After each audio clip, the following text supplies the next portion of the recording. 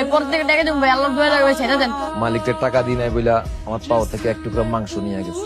এই দেখ এখনো মাঝে মধ্যে ব্যথা করে। এই শহরের নিয়মটাই এমন, ভিক্ষুকেরাও মাগনা না, অনুমতি লাগে। এই জাহাঙ্গীরের কালেকশনের টাকা দেওয়ান লাগে, নাইলে ভয় পাইছিস। কিন্তু শামসু ভাই এখন আর নাই রে। ওই এক টুকরা মাংসের বিনিময়ে পুরা কলজাটা নিয়ে এনেছি তার। ফকির হইলেও আমার চোখ ছিল সবসময় উপরের দিকে। যাক, তোর ভয় নাই, তুই কামে লাগা যা।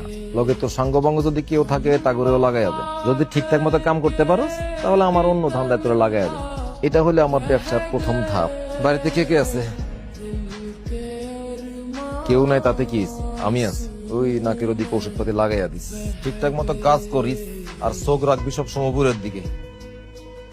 না, এত উপরে না, এই বরাবর রাখলেই হইব।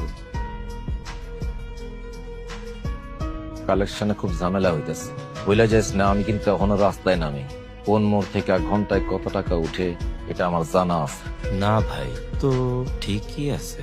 আমার অক্ষর জ্ঞান কম হইতে পারে, রাস্তা থেকে শুরু করে রাজপ্রসাদ পর্যন্ত যাওয়ার বুদ্ধি আমার আছে। আমার যদি বলদ ভাবস তাহলে কবিরা নেই, ডাবল বলদ।